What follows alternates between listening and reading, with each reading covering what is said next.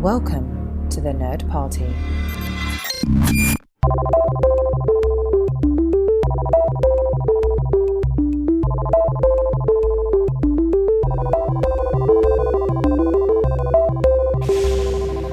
Hello, everybody home, and welcome to Second Contact, a Lower Decks commentary podcast. I am your co-host, Tristan Riddell, and with me, as always, is... Charlene Schmidt. Charlene, we are doing episode 2 of season 4, and I am super excited about it because just a couple minutes ago, from our perspective, we just finished recording episode 1 of season 4, and we're getting right into it. So hopefully you guys are listening to our episodes in quick succession, just like we're making them. Right? This is what you're supposed to do when 2 episodes drop in the same day. Oh yeah, you can't delay gratification and then string it out over a couple of days or a couple of weeks. No, not Star Trek fans. Who does that? Who has that sort of discipline? No one. Not I know. Us. All right. Yeah, So no. not us. That's true. So I am so excited to talk about this one because this one has some really great character development, some really great story development, and hijinks ensue all over the place. Yeah, what would Lower Decks be without lots of hijinks? So we're going to get the complete package here.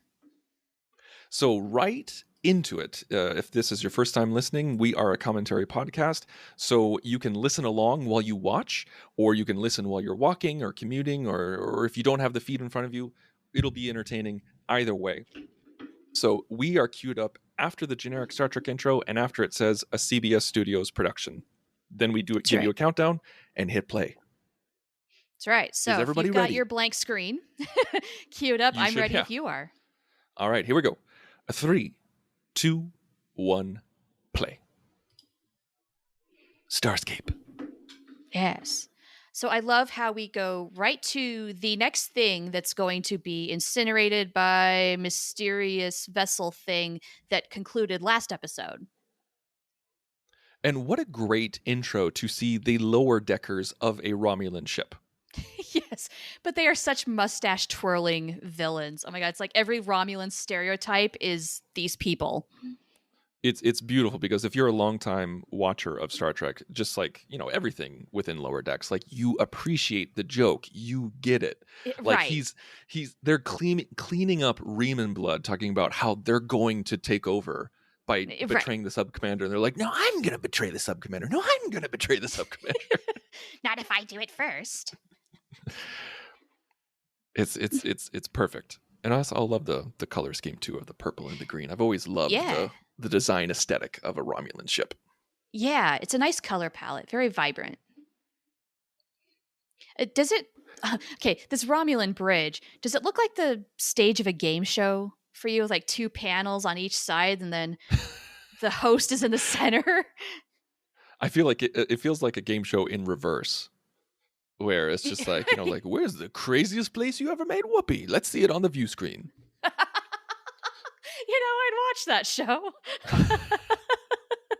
So I was surprised that we got the mysterious ship at the beginning of this episode. We got it at the end of the first episode and the beginning of this episode. So they're going through it. Yeah. It makes me wonder if this is going to be a season-long arc of the big baddie or if we're just going to tease it for a couple of episodes. No, I think every episode is going to contain this in some fashion. And we will see the logo of whatever species got incinerated, plus some sort of piece of the set. Like in this one, it was the chair, noticeably flying around as debris. It's just going to be like this running spear. theme. Yeah. Yeah. So for those of you who didn't listen to the first episode of our podcast for this season, Char believes that this mysterious shuttle, is actually Peanut Hamper, gaining all types of knowledge and technology along the way. Yes, a la V'ger. And I believe that it is a rogue Starfleet shuttle from the future trying to screw things up. Right. Yeah. And chances are we're both wrong. And this will date us horribly when we've seen the whole season and I want to be wrong. Well. I've been wrong so many times with pop culture and TV shows, and I was like super wrong with the Ahsoka show just recently, and I was so happy to be wrong. So I'll be fine to be wrong about this one too. Right. I love being wrong. Now, we all knew this scene was coming if you saw any trailers with Yes. Jax and Ransom wearing the exact same outfits that Beverly and Troy did during their workout stretch scene. Yes. I love how that's just sort of like standard issue workout attire. And you see the Ambo Jitsu outfits Sure in did. the back. Yeah. Mariner's And the workout outfit, I gotta say, is a little more my style. How about you? That's a little bit modern. Yeah, I think that's pretty average, pretty normal.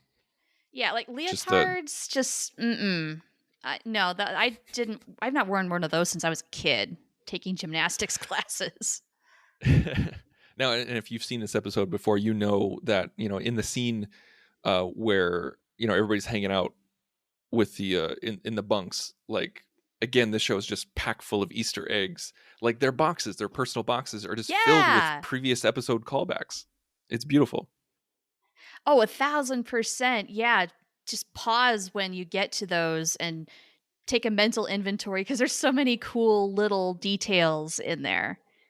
For instance, Boimler has his #1 poster and the action figures. The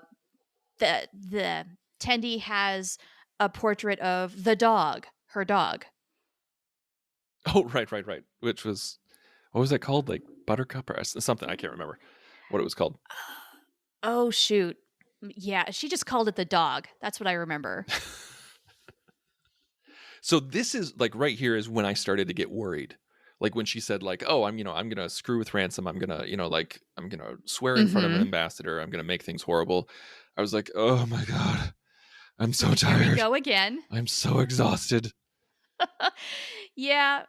But if you're her, what else would you think? I mean, she heard what she heard, and in the context she has. Also, Boimler has his Tom Paris plate, which warms my heart because I just watched that episode. We'll always have Tom Paris last night. And then we have this epic goodbye to the bunks where the lights go out. The lights dim out. Like, this is a moment. Yeah, the show is giving us a moment, I should say. The show is giving us a moment saying, yes, we're moving on, we're evolving, we're changing. And I always thought that was weird to begin with. I always thought the bunks were weird. It was nice that we got all four of them in a place together that wasn't the mess hall where they could all talk and be with each other. But I hated the idea of it. Right. Like, yeah, if you were actually in that happy. sitch, you would not want to be. Mm-mm. You'd have no privacy whatsoever.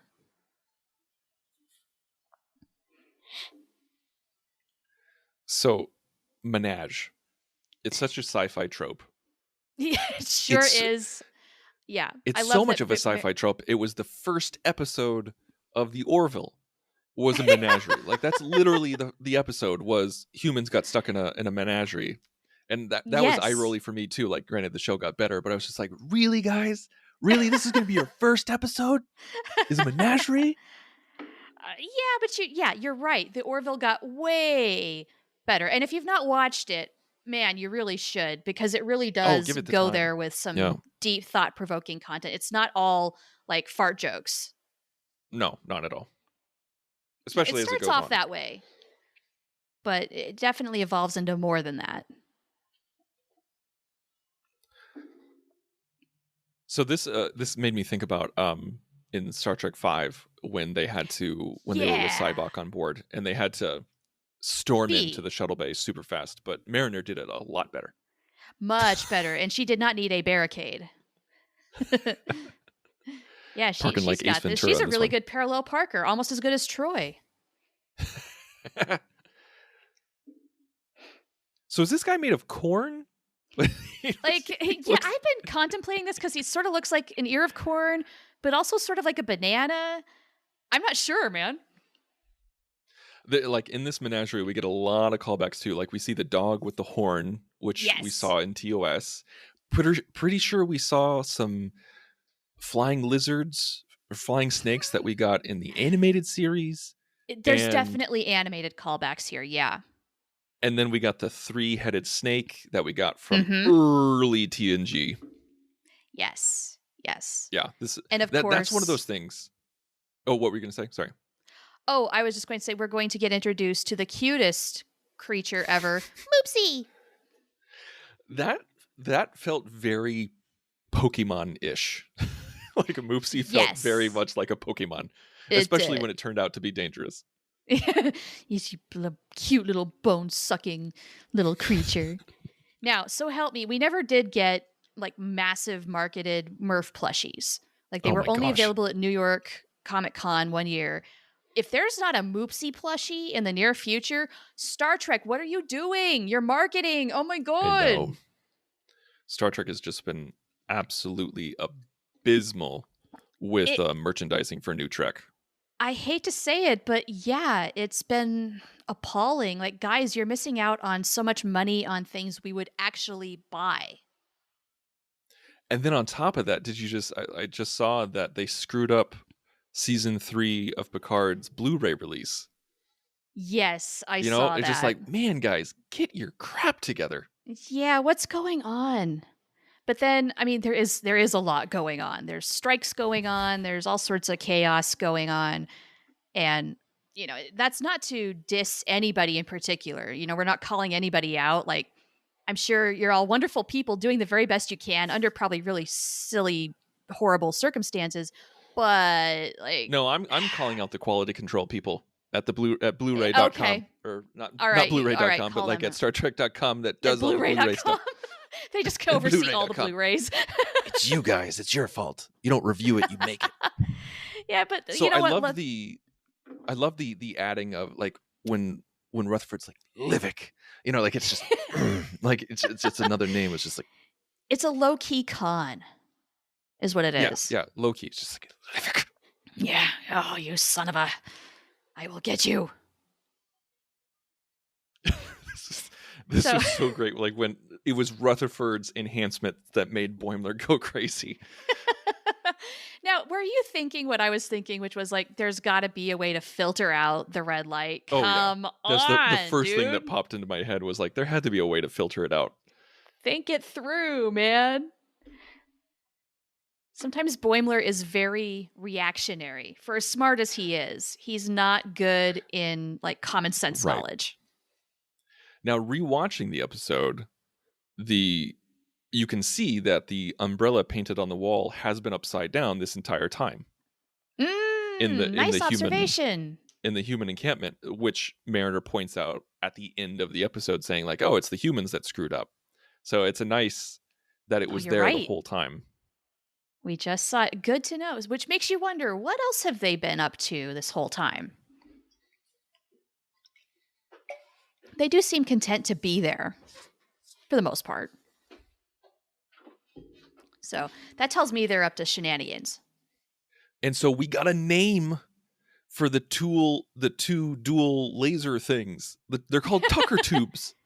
Yes, we've seen these things forever. And we finally have a name for them. How cool Finally. is that? It is And then canon. we have a new addition with the Billups tubes with a third tube. Right? Yeah. Oh, Livik. And I love that we hear it from Billups in the background, like, I have no idea what these things do, but I love them. Right? Nobody knows. Nobody Now- knows, but I just can't even tell you how happy I am that there's a name for it. Right? Yeah, this is a big moment. So Shax calls Boimler Baby Bear, and I'm just like, hey, buddy, hey, that's your Yeah. name for Rutherford. Yeah, well, it wasn't there a moment though where Boimler stood up for Shax, saying, Shax is right. We actually should eject the warp core. And that is when Shax took Boimler under his wing. Yeah? Your memory is better than mine is in this regard, so I'm gonna. Oh, if that's the case, we're in bad shape, man. So so he's in between holodecks and he's hearing Yeah. the craziness going on. I immediately thought about the episode of Deep Space Nine when Odo has his quarters soundproofed. Oh yeah. for Quark, and like part of me was thinking like, why wouldn't you do that just regardless for every room on the ship? Right. Wouldn't it be better if every room on the ship was soundproofed? Yeah, for, like is tons of Starfleet different that cheap? reasons. But apparently they are, because remember in Voyager, the spaghetti fight episode, Harry's playing his clarinet, and I forget who his neighbor was, but he's banging on the wall like, hey, keep it down. So apparently you can hear everything on any ship, anywhere. That bothers me so much. That should be a problem that we shouldn't have to worry about in the future. Like in the 24th century. Come on, we can solve that now. Oh, one thing that we didn't mention in the previous episode, speaking of Harry, is that one of the macroviruses had his clarinet as it was flying around. Oh, you know what? I didn't even notice that. Really? No, yeah. It was when it was Borgified, it had the clarinet, and you could hear it like as it was moving through. Okay, I got to go back and watch it again just to see that. How did I miss it? Wow. That blows my mind. That's awesome. We're like 14 minutes into the episode, and I can breathe again because Ransom and Mariner are finally having an open and honest conversation. And I'm thinking, okay, finally, this fear of success is put to bed. Yes. I do appreciate how Ensign Gary thinks this is some sort of like personal relationship problem, but like a romantic relationship. And like, I've even seen people on the internet saying, yeah, they're secretly banging. I don't think so, though. Oh, no, I don't know. They would let us know if that was happening. I don't think it is, especially not now. No. Like, isn't there this whole thing about how, a commanding officer shouldn't have a relationship with a subordinate? Haven't we been there before? Well, it's different with an XO because we've seen stuff with Riker. We've seen stuff with Chakotay. That's true. Having relationships with junior officers or lower officers. I think it's just the captain who can't do it. Okay, that's fair. Or is not supposed to, because we see Jean-Luc do it with what's her name? Lieutenant Darren, right? And yeah, that whole episode spells out why that's a risky idea. Sure. Yeah. Nevertheless, I don't know. I'm rooting honestly for Jennifer and Mariner to try and work it out. I don't want to say what I ship because people will yell at me. Oh, well, I'm intrigued now. I just want to say there's dozens of us. There's dozens of us, and we're very proud. Hey, look, you know what? There is a relationship out there for everybody. Somebody's probably shipping Moopsie with somebody or something right now. That is cool. Do it. Write the fanfic. Go for it. If that's where you guys live, that's fine. Look, takes all kinds. Decapitate Peter Pan. Like, yeah, that wasn't. He didn't know that was Robin Hood. He thought it was Peter Pan. Yeah. Well, Dr. Ta'ana does have a very active holodeck life, so she might have gone from one to the other. We don't know. So the action figures we see Mirror Archer. I think we see Movie Spock. Movie Spock, and I think we see Movie Data as well. I think those are the three action figures that he has on his wall. Yeah, and they keep falling down. Now, this was a solution I was not expecting, and yet it's quite charming, and yet they're only going to knock out the teeth of one person. Well, that's interesting. Hey, I mean, why not? Just have one person go through it and one person has to get fixed. I mean, it's a 21st century, or actually by this time, I think it's still the 24th century. Yeah, I think like he's the senior officer. He knows he can get fixed easy by going to Dr. Ta'ana. And also he's the toughest of the three. Yeah, I mean, according to him, yes, that is true. But also, it did occur to me, like, Mariner is basically just, Ransom is her punching bag right now, and that might be a little cathartic. Why not? Yeah. I always appreciated how relaxed engineering was. Do you remember when the episode where Rutherford was trying to figure out what he wanted to do in his career, and he kept trying different things, and he thought he was going to disappoint everybody, but everybody just early stuff. But like even Shax was just like, "Yay for finding out who you are! Hooray for being true to yourself!"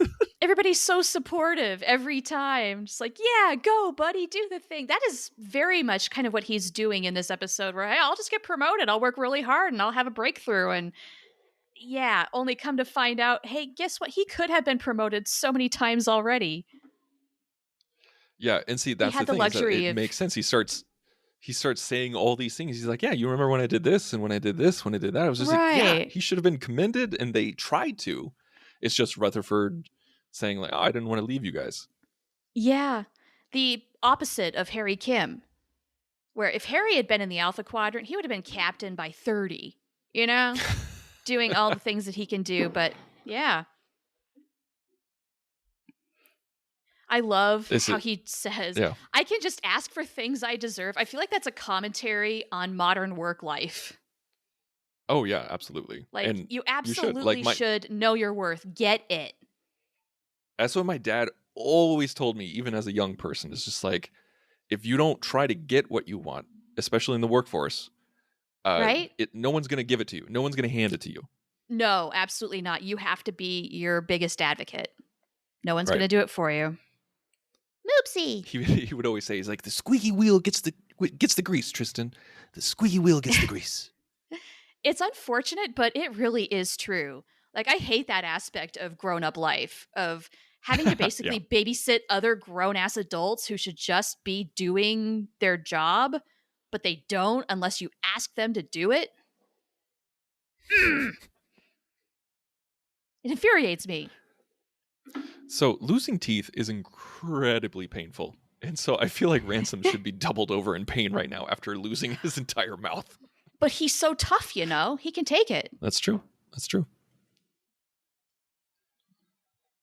And like I'm reading the captions and it says, I guess humans really are the most dangerous game, which is a famous quote, but you could barely understand him when he said it. Yeah, nice call there. I love the look of this space station. Like, it's just cool. Like the little twisty top. Yeah, it is. So we got some of those fish aliens walk by from season 2 of TNG. I can't remember their name. I forget, but that was what Mick Fleetwood played. One of those aliens. Yes. Look how huge, like, those are Ransom's huge teeth are huge. I doubt in episode 3 they're going to be that huge, but it's wonder crazy. though. Like, is he going to be kind of like is he still going to be fiddling in his mouth just a little bit? Like, you know how, did you ever have braces or any kind of dental work where your mouth doesn't feel right and you're just kind of like, this isn't quite right, and you have to constantly feel it out at first? I think we're going to have an animation reset next week is going to be my guess. Maybe so. Like, it's not that big of a deal, but it wouldn't surprise me if there's just a remnant, because if it's not, that's fine. I just noticed Rutherford has a model of DS9 in his box. Yeah, I think they made it in a previous episode. Like, he got the box and he was going to put it together. That's right. I forgot about that. So now we're going to have Boimler and Rutherford bunking up. Does this mean that Mariner and Tendi are going to bunk up? It's got to be, right? That was the first thing. It's got to be, right? That's the first thing that popped in my head. I was just like, it's either going to be Mariner and Tendi or Tendi and T'Lyn. I don't know. Or maybe the three of them are together. I don't know. Interesting idea. I guess we'll have to find out next episode. Because that is it for this week. And I cannot wait. This is one of my favorite times of year, not just because we get Lower Decks episodes, but also because I get to do Second Contact with you, my friend Charlene Schmidt. Yeah, feelings mutual. It's always nice to be able to get behind the mic again and do our thing, because we've been doing this forever, and I suspect we always will, and that is super cool. Like, we'll always be doing something. This just happens to be the thing that we're doing right now because we knew we were going to love this show. And I hope we get 4 more seasons at least of it. At least, yes. Yeah. So please go to thenerdparty.com, find out all of our other shows. We got something for everyone. We've got Star Trek, we got Star Wars, we got movies, we got indie films, we got franchise films, we got Doctor Who stuff, we got Harry Potter stuff. We got something for everyone. And please find us on social media. We're all over the place: Facebook, Instagram, Twitter. Just search for us. You'll find us there. And if you remember, please remember, go to Apple Podcasts and leave us a review. So thank you so much, everyone. And until next week, live long and prosper. Join the revolution. Join the Nerd Party.